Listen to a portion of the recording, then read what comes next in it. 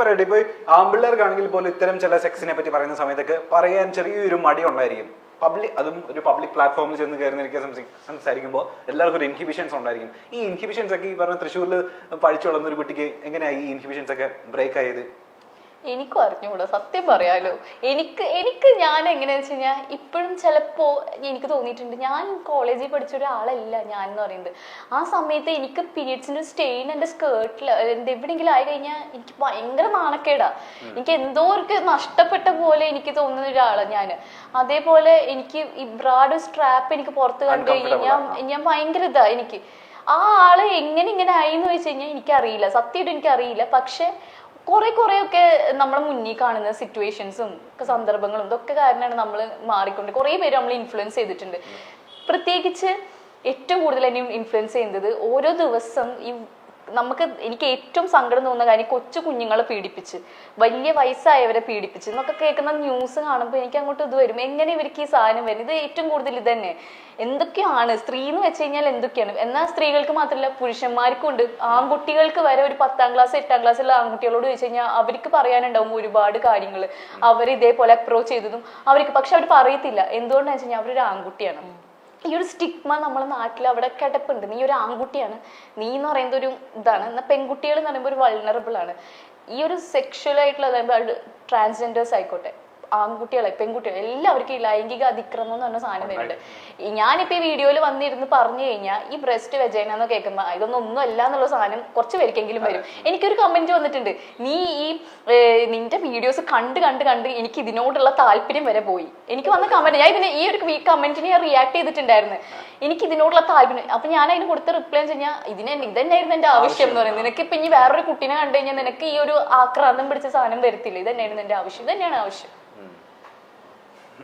Inhibitions മാറി stage ഇപ്പോഴും നമുക്ക് ചെറിയൊരു കൺഫ്യൂഷൻ ഉണ്ട്. എനിക്ക് എങ്ങനെ മാറിയെന്നറിയില്ല, പക്ഷെ ഇത് തന്നെയാണ് കുറെ കാലത്ത് നമുക്ക് ചെറുപ്പം തൊട്ടേ ഉള്ള ഒരു ഫ്രസ്ട്രേഷൻ തന്നെയാണ് എനിക്ക് പിന്നീട് അത് ഇങ്ങനെ ചെയ്യണം എന്ന് എനിക്ക് തോന്നിയ ഒരു കാര്യം. ഓക്കെ, ഇനി വേറൊരു കമന്റ്, ഈ പറഞ്ഞ പോലെ സോക്കോൾഡ് ഒരു അമ്മാവൻ കമന്റ്. അതായത് ചേച്ചി വേറെ മൂഡില്ല, ചേച്ചിക്ക് നല്ല വശമുണ്ട്, എവിടെ പറഞ്ഞാൽ വൈറൽ ആവും എന്നുള്ളത്. മലയാളികളുടെ ലൈംഗിക ദാരിദ്ര്യം ചൂഷണം ചെയ്താണ് ചേച്ചി വീഡിയോസ് ഇറക്കുന്നതും അതൊക്കെ റീച്ച് ആവുന്നതും. Comment on this comment. ഇവൻ സ്വയം ഇവനെ തന്നെയാണ് ഈ കമന്റിൽ കൂടെ മോശമാക്കുന്നത്. ഇവനെ ഇതിലെന്നെ ഉണ്ട് എന്താ ഈ ലൈംഗിക താല്പര്യമോ ഈ സാധനം ഇതൊരു ഇതുണ്ട് മലയാളികൾക്ക് എന്ന് പറഞ്ഞാൽ. ഇതാണ് ഏറ്റവും വലിയ കാര്യം, സെക്സ് എന്ന് പറയുന്നതാണ്. ഇതില്ലെങ്കിൽ എന്ത് ജീവിക്കാൻ പറ്റത്തില്ല എന്നുള്ളൊരു സാധനം വന്നു. ഭക്ഷണം പോലെ തന്നെ, ശരിയാണ്, ഭക്ഷണം പോലെ തന്നെ ഒരു മനുഷ്യന് വേണ്ട ഒന്നാണ് സെക്സ് എന്ന് പറയുന്നത്. പക്ഷെ ഈ കമന്റ് ഇടുന്നവർക്ക് എന്ന് പറയുന്നത് ഇത് തന്നെയാണ് ജീവിതം. രാവിലെ ഉച്ചയ്ക്ക് രാത്രി ഭക്ഷണം എന്നുള്ള പോലെ തന്നെ ഇത് തന്നെയാണ് ജീവിതം. അപ്പൊ എനിക്ക് തോന്നും ഇത് മാത്രമേ ഉള്ളൂ. ഒരു കാര്യം എനിക്ക് പറയാനുള്ളത്, നിങ്ങൾ ഇങ്ങനെയാണെന്ന് വെച്ചിട്ട് ബാക്കി എല്ലാവരും ഇങ്ങനെ ആവണം എന്നില്ല. പിന്നെ ഈ ഒരു എന്റെ വീഡിയോ കണ്ടിട്ട് ഇതിൽ എന്ത് സുഖമാണ് കിട്ടുന്നത് ആൾക്കാർക്ക്. ഒരു വീഡിയോ കണ്ടു കഴിഞ്ഞാൽ ആൾക്കാർക്ക് മനസ്സിലാവും ഇതെന്ന് പറയുന്നത് വെറി ഇൻഫോർമേറ്റീവ് വീഡിയോ ആണ്, ഇതിന് കൂടുതലൊന്നുമില്ല. പിന്നെ ആൾക്കാർ കാണുന്നത് എന്തിനു വേണ്ടിയിട്ട്, എന്തായാലും ഇതിലൊന്നും കിട്ടില്ല എന്നറിയാം. അപ്പൊ അവർക്ക് ഇൻഫോർമേഷന് വേണ്ടിയുള്ള ആൾക്കാർ മാത്രം കാണും. എന്നാൽ വേറെ കുറച്ച് പേര് നെഗറ്റീവ് അടിക്കാൻ ഇതുപോലൊരു സുഖത്തിന് വേണ്ടി വന്ന് കാണുന്നവരുണ്ടാവും. ഏതാണെങ്കിലും എനിക്ക് ബോധർ ചെയ്യുന്നില്ല. ശരിയാണ്, എന്റെ ഈ വീഡിയോ എന്നല്ല, ഇപ്പൊ ഞാനൊരു നാളെ കുക്കിംഗ് വീഡിയോ ഇട്ടാലും ആൾക്കാർ കാണണം എന്റെ വീഡിയോ. കാരണം നമ്മൾ അത്ര എഫേർട്ട് എടുക്കുന്നുണ്ട്. ഞാൻ ഇടുന്ന വീഡിയോ ആരും കാണല്ലേ എന്ന് വെച്ചാൽ ഇടൂല. അപ്പൊ എനിക്ക് മാക്സിമം റീച്ച് എനിക്ക് വേണം, അത്ര. ഈ തുടക്കത്തിൽ യൂട്യൂബ് സ്റ്റാർട്ട് ചെയ്തപ്പോഴേ ഈ ജോണർ തന്നെയാണ് നമ്മൾ എടുത്തത്, അല്ലെങ്കിൽ വേറെ പല? എനിക്കൊരു 46K ആയപ്പോഴാണ് ഞാൻ സെക്സ് എഡ്യൂക്കേഷൻ സ്റ്റാർട്ട് ചെയ്യുന്നത്. സെക്സ് എഡ്യൂക്കേഷൻ സ്റ്റാർട്ട് ചെയ്യാൻ അപ്പൊ തോന്നിയ കാര്യം, ആ സമയത്ത് ലോക്ക്ഡൌൺ ആയിരുന്നു. അപ്പൊ ലോക്ക്ഡൌണിൽ സെക്സ് എഡ്യൂക്കേഷൻ അല്ല അത് ശരിക്കും എന്ന് പറയുന്നത്. ഞാൻ ഇട്ട വീഡിയോ, ഫസ്റ്റ് ആയിട്ട് ഇട്ട വീഡിയോ എന്ന് പറയുന്നത് ഈസ്റ്റ് ഇൻഫെക്ഷൻ എന്ന് പറയുന്നത് വൾവ വെജൈന ഏരിയയിൽ വരുന്ന ഇൻഫെക്ഷൻ. അത് സ്ത്രീകൾക്ക് കോമൺ ആണ് നമുക്കെന്ന് പറയുന്നത്, തൊട പൊട്ടുന്ന കാര്യമൊക്കെ. ഇതാണ് ഞാൻ വീഡിയോ ഇട്ടത്. ഇതൊരു സെക്സ് എഡ്യൂക്കേഷൻ അല്ല. ഇതിപ്പോ നമ്മുടെ മേലൊരു മുറിവ് വന്ന അല്ലെങ്കിൽ നമ്മുടെ സ്കിന്നിന് എന്തെങ്കിലും പ്രശ്നം വരുന്ന പോലെ തന്നെയാണ് ഇവിടെ എന്ന് പറയുന്നത്. ഈ ഒരു വീഡിയോ ഇട്ടപ്പോഴാണ് എനിക്ക് മനസ്സിലായത് ഈ ഒരു ഭാഗം എന്ന് പറയുമ്പോൾ അത് ആൾക്കാർക്ക് അത് അത്രയും എന്തോ ഒരു ഭ്രഷ്ട് കൽപ്പിച്ചൊരു സാധനമാണെന്ന് മനസ്സിലായത്. അപ്പോഴാണ് എനിക്ക് തോന്നിയത് ഓക്കെ എന്ന്, പിന്നെ ഇത് തന്നെ ആയിക്കോട്ടെ എന്നെനിക്ക് തോന്നി. പക്ഷെ നെഗറ്റീവ് കമന്റ്സ് എനിക്ക് ഫസ്റ്റ് ഇട്ട വീഡിയോയിൽ എന്നെ സർപ്രൈസ് ചെയ്ത കാര്യം എന്ന് പറയുന്നത്, എനിക്ക് ആകെ 4-5 നെഗറ്റീവ് കമന്റ്സേ വന്നിട്ടുള്ളൂ. ബാക്കി ഒക്കെ പോസിറ്റീവ് കമന്റ്സ് ചെയ്യുന്നത്. അതിൽ ഇപ്പോഴും എന്റെ വീഡിയോസ് കാണുന്നത് ഏറ്റവും കൂടുതൽ പെൺകുട്ടികളാണ്. പക്ഷെ ഈ പറഞ്ഞ പോലെ പെൺകുട്ടികളെ പോലെ തന്നെ ആൺകുട്ടികളും ഈ പറഞ്ഞ പോലെ കുറെ ആൾക്കാർ തന്നെ ഫോളോ ചെയ്യുന്നുണ്ട്. ആൺകുട്ടികളുണ്ട്. എനിക്ക് ഒരു ഏറ്റവും കൂടുതൽ എന്നെ ചേച്ചി എന്നൊക്കെ വിളിച്ചിട്ടുണ്ട്. ഇതേപോലെ എനിക്ക് വീട്ടിലേക്ക് വന്നിട്ടുണ്ട്. അരവിന്ദ് എന്ന് അവന്റെ പേര്. ഞാൻ ഒരിക്കലും പറഞ്ഞു, ഞാൻ എറണാകുളത്ത് ഇന്റേൺഷിപ്പ് ചെയ്യുന്ന സമയമായിരുന്നു. പക്ഷെ എന്താ വെച്ച് കഴിഞ്ഞാൽ ഞാൻ ഇന്റേൺഷിപ്പ് ചെയ്തുകൊണ്ടിരിക്കുന്ന സമയത്ത് എൻ്റെ അവിടെ നിന്ന് ഒരു ഇത് വന്ന് 2 ആൺപിള്ളേർ എന്നെ അന്വേഷിച്ചിട്ട് വന്നിട്ടുണ്ട്. പക്ഷെ അവർക്ക് അറിയാം ഞാൻ യൂട്യൂബറാണ്. ഞങ്ങൾ പക്ഷെ പറഞ്ഞു കൊടുത്തു, പറഞ്ഞു പറയണ്ട എന്താന്ന് പറയുന്നത്, എനിക്ക് പേടിയായില്ല, എന്തിനു വേണ്ട നമുക്ക് അറിയില്ലല്ലോ.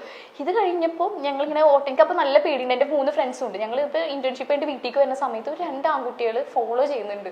അപ്പൊ എനിക്ക് ഭയങ്കര ടെൻഷനായി. നമ്മൾ വീടെത്തിയപ്പോൾ ഇവർ എൻ്റെ വീടിന്റെ പിന്നിൽ നിർത്തുകയും ചെയ്ത്. അത് എൻ്റെ ഇറങ്ങിയപ്പോൾ പക്ഷെ അടുത്ത് വന്നപ്പോൾ എനിക്ക് മനസ്സിലായി ഇതല്ല, ചേച്ചിനെ കാണാൻ വേണ്ടി ഇതാക്കിയത്. എനിക്കൊരു കവർ ഉണ്ടായിരുന്നു, ഒരു ഡ്രസ്സ്, ഒരു ടീഷർട്ട്.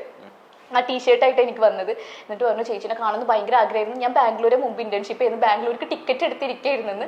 അപ്പോഴാണ് ഞാൻ ഇവിടെ ആക്കുന്നത്. അപ്പോൾ ഇവൻ വന്നത് ഇവന്റെ ലൈഫിലത്തെ കുറച്ച് പ്രോബ്ലംസ് ഒക്കെ പറയാനാണ് കൂടുതൽ വന്നത്. പക്ഷെ ആ ഒരു സംസാരിക്കുമ്പോണ്ടല്ലോ ആ ഒരു ചേച്ചി എന്നുള്ളത് എൻ്റെ എല്ലാ വീഡിയോസിനും കാണാം, അവന്റെ കമന്റ് ഉണ്ടാവും, അരവിന്ദിന്റെ കമന്റ് ഉണ്ടാവും. അപ്പൊ ഞാൻ പറഞ്ഞു, എടാ നീ നല്ല ഇത് എനിക്ക് ഭയങ്കര ഇഷ്ടമൊക്കെ, പക്ഷെ നീ ഒരിക്കലും ഇനി ഒരാളെയും സ്റ്റോക്ക് ചെയ്യരുത്, കാരണം അത് അവർക്ക് പേടിയോ, ഒരിക്കലും ചെയ്യരുത്. എന്നുവെച്ചാൽ എനിക്ക് തന്നെ ഒരു ഇതിൽ പേടിയായി, നമുക്ക് എന്തിനാ വേണ്ട. പക്ഷെ എനിക്കതൊരു ഭയങ്കര സന്തോഷമുള്ള ഒരു കാര്യമായിരുന്നു. പിന്നാലെ അപ്പൊ ഇങ്ങനെ സ്നേഹിക്കുന്ന ആൺപിള്ളേരും ഉണ്ട്, പെൺപിള്ളേരും ഉണ്ട്. കേരളത്തിലെ കോഴ്സസ് കുറവാണ്, അല്ലെങ്കിൽ ഫുൾ ഡിസ്റ്റന്റ് ആയിട്ട് പഠിക്കുന്ന കോഴ്സസ്? ഡിസ്റ്റന്റ് ഞാനുള്ളതൊന്നും കേരളത്തിലുള്ള കോഴ്സസ് ഒന്നും ആയിരുന്നില്ല. എനിക്കുള്ളത് കേരളത്തിന് പുറത്തുണ്ടായിരുന്നു. ഇന്ത്യയിൽ പല ഡോക്ടേഴ്സ് ഓഫർ ചെയ്യുന്നുണ്ട്. അത് മാറിയിട്ട് ഞാൻ ഒരു UK ഒരു യൂണിവേഴ്സിറ്റി പ്രൊവൈഡ് ചെയ്യുന്നുണ്ടായിരുന്നു. അങ്ങനെ ഒരു ഇതുണ്ട്. പക്ഷെ കേരളത്തിൽ ഇല്ലാന്നുള്ളൂ, കേരളത്തിന് പുറത്ത് പല ഇതിൽ ഡിസ്റ്റൻസ് ആയിട്ട് കിട്ടും. എന്താ കേരളത്തിൽ ഈ പറഞ്ഞ പോലെ ഇത്തരം ഡിപ്ലോമ കോഴ്സസ് ഒന്നും ഇല്ലാത്തത്? അത് എന്താ വെച്ച് കഴിഞ്ഞാൽ അത് അവരോട് ചോദിക്കണം. അപ്പൊ നമുക്ക് എനിക്കത് അറിയില്ല. ഡിപ്ലോമ കോഴ്സ് ഉണ്ടെന്ന് പോലും അറിയുന്നത് തന്റെ വീഡിയോ മെയിൻ ആയിട്ട് എന്ന് പറയുന്നത്, ഒന്നാമത് ഇപ്പോഴും ഇവിടെ അതിന്റെ ഒരു അവയർനെസ് കിട്ടില്ല. അല്ലെങ്കിൽ ഇത് എന്തെന്നുള്ളത് കറക്റ്റ് സെക്സ് എഡ്യൂക്കേഷൻ എന്ന് പറയുമ്പോൾ ഫസ്റ്റ് ആ സെക്സ് എന്നുള്ള വാക്ക് മാത്രമേ എടുക്കുന്നുള്ളൂ, എന്താന്ന് അറിയില്ല. അപ്പൊ ഇവിടുത്തെ ഒരു കാഴ്ചപ്പാട് എന്ന് വെച്ചാൽ എല്ലാവർക്കും അല്ല, പക്ഷെ വളരെ ചുരുക്കം പേർക്കെങ്കിലും അത് വിചാരിച്ചിരിക്കുന്നത് ഇതൊരു സെക്സിൽ ഏർപ്പെടുന്നത് എങ്ങനെ, ഈ ഒരു കോഴ്സ്, ഇതിനിപ്പോ ആർക്കും കോഴ്സിന്റെ ആവശ്യമില്ല. അപ്പൊ എന്തിനിങ്ങനെ ഒരു കോഴ്സ് എന്നാണ് വരുന്നത്.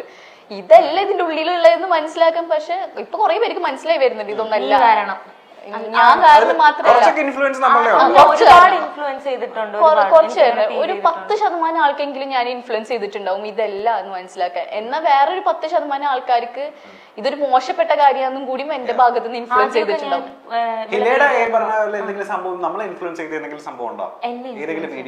അല്ല, ഞാൻ കാണാറുണ്ട്. നമ്മളെ ഹൈജീൻ ആയാലും അങ്ങനെയൊക്കെയുള്ള വീഡിയോസ് ഞാൻ കാണാറുണ്ട്. ഞാൻ ആദ്യമൊക്കെ തുടങ്ങുമ്പോൾ ഫുള്ള് കമന്റ് ബോക്സിൽ തെറിവിളി അത് ഭയങ്കരമായിരുന്നു. അപ്പൊ മനസ്സിലായി വിവരമില്ല, ഇല്ല, ഇങ്ങനത്തെ ഇത്ര വിവരമില്ലാത്ത ആൾക്കാരുണ്ടല്ലോ തോന്നി. ഞാൻ കിളവന്മാരായിരിക്കും ഇങ്ങനെയൊക്കെ ഇടണേന്നാണ് ഞാൻ സത്യം അങ്ങനെ അമ്മാവന്മാരൊക്കെ ആയിരിക്കും ഇടണേന്ന്. അങ്ങനെയല്ല, പിള്ളേരുണ്ട്. നമ്മൾ ഈ വീഡിയോയിൽ പോകുന്ന സമയത്ത് ഈ വീഡിയോയിൽ താഴെ എന്തായാലും ഞാനത് ഇതിന്റെ അടിയിലും വരും, പക്ഷെ കഷ്ടപ്പെടുന്നുണ്ട്. ഒന്നില്ലെങ്കിൽ എന്റെ ഭാഗം നോക്കി ഞാൻ ദിവസം തെറിവിളി കേൾക്കുന്നില്ല. നമുക്ക് ഏറ്റവും വലിയൊരു മെന്റൽ ഹെൽത്ത് എന്ന് പറഞ്ഞ സാധനമാണ് എല്ലാ മനുഷ്യന്മാർക്കും വേണ്ടത്. അത് ഇതുപോലെ ഞാൻ പിടിച്ചു നിൽക്കണില്ല. അതൊരു വലിയ നമ്മൾ ഉറങ്ങാതിരുന്നാണ് എഡിറ്റ് ചെയ്യുന്നത്. അയ്യോ ശരിയാണ്, ഞാൻ ഉറങ്ങിയിട്ടില്ല. എനിക്ക് ഇന്ന് വേണം ഉറങ്ങാൻ വേണ്ടിയിട്ട്. ഇന്നലെ രാത്രി മുതൽ ഞാൻ ഉറങ്ങിയിട്ടില്ല. അപ്പം ഇവര് വിചാരിക്കുന്നതാണ് നമ്മൾ ഈ മേക്കപ്പ് ഒക്കെ ഇട്ട് ഇങ്ങനെ സുഖ ജീവിതം. നോക്കുമ്പോ ഓരോ ദിവസം ഓരോ ഡ്രസ്സ്. അതെന്റെ കമന്റിലാണ്. നമ്മൾ ഇതിടുമല്ലോ ഹോൾ വീഡിയോസ് കഴിയുമ്പോ, നീ ഡ്രസ്സൊക്കെ മരിക്കുമ്പോ കൊണ്ടുപോയി എനിക്കൊന്ന കമന്റാണ്. ഞാൻ നനഞ്ഞിരിക്കണം. ഓഹോ, ഞാൻ മരിക്കുമ്പോ കൂട്ടത്തിട്ട് കത്തിക്കുമെന്ന് എന്നെ എന്റെ അടുത്ത് ചോദിച്ചത്. ഞാൻ മരിക്കുമ്പോ എന്റെ ഡ്രസ്സൊക്കെ കൊണ്ടുപോകും ഇങ്ങനെയൊക്കെ ചെയ്യും. പക്ഷെ അവരാ സത്യം എന്താണെന്ന് അറിയില്ല. ഞങ്ങൾ ഇതിന് ശേഷം ഈ ഡ്രസ്സ് എന്ത് ചെയ്യുന്നു ആരും അറിയില്ല. പക്ഷെ ഒരു വീഡിയോ ഞാൻ ചെയ്യും.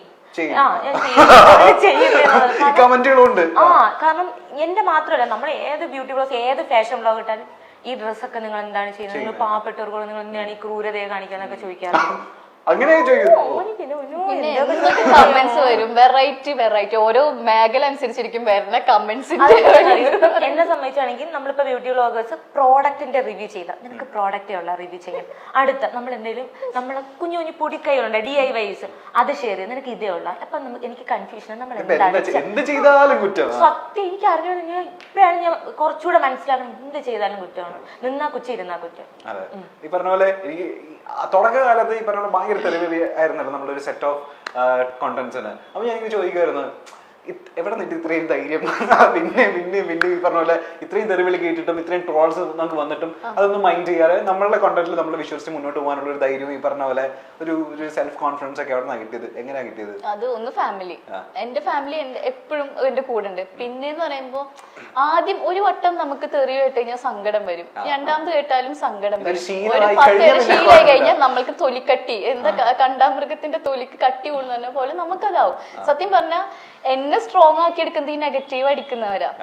എന്നെ ഇങ്ങനെ അടിച്ച് എനിക്ക് കേൾക്കാൻ ബാക്കിയൊന്നുമില്ല. ആക്ച്വലി നെഗറ്റീവ് അടിക്കുന്നവരല്ല ജീവിതത്തിൽ ഒന്നും സാധിക്കാതെ അപ്പൊ ഇവര് സമയം കളഞ്ഞ് നമുക്ക് ഇങ്ങനെ ഇതാക്കി എടുക്കണം. പക്ഷെ അതിൽ കൂടെ നമ്മൾ ബോൾഡ് ആയിക്കൊണ്ടിരിക്കുകയാണ്. ഇതൊന്നും ഇതെന്നല്ല, എന്ത് വന്നാലും നമ്മൾ നേരിടും എന്നുള്ളൊരു സാധനം വരുന്നത്. എനിക്ക് അതപ്പൊ വന്നേക്കുന്നത്. എനിക്ക് ഇനിയിപ്പോ എന്തെന്നല്ല, ഇനി എന്തെന്നെ പറഞ്ഞാലും ദിവസം കാണാം. അപ്പൊ ഞാൻ ഇവിടെ വന്നിട്ട് ഞാൻ ഫോൺ എടുത്ത് നോക്കിയാലും കാണാം എന്തെങ്കിലും. അപ്പൊ ഞാൻ അവിടെ വെച്ച്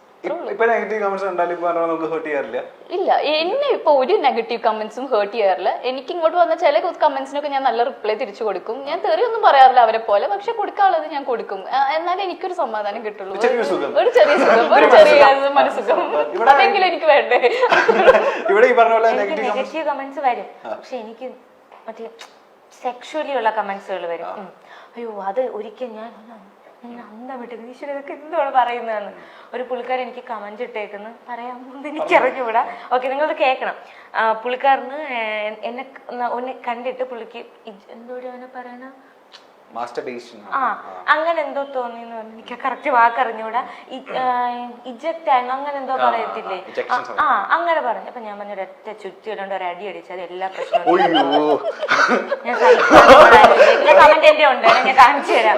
ഒറ്റ ചുറ്റിയിടേണ്ട ഒരു അടി അടിച്ചാൽ എല്ലാ പ്രശ്നവും തീരുമെന്ന് പറഞ്ഞു.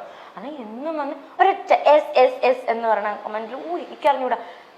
ഞാൻ വിചാരിച്ചു എന്നെ അറിയാന്നുള്ള ആരെങ്കിലും ആയിരിക്കും ഇങ്ങനെ.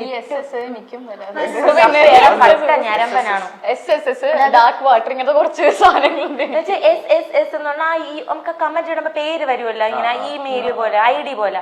ആ സംഭവം ഫുള്ള് എന്നെ ലിപ് ലോക്ക് ചെയ്യണം. ഞാൻ പറഞ്ഞു വന്നാ മതിയെന്ന് പറഞ്ഞു, ശരിയാക്കി തരാന്ന്. എന്റെ കയ്യില് വല്ലോ കിട്ടിയ കല്ലെടുത്തറിഞ്ഞു. പുള്ളിക്കാരൻ അറിയില്ല നമ്മുടെ ബാഗിൽ മറ്റേ കത്തിയുള്ള കാര്യം.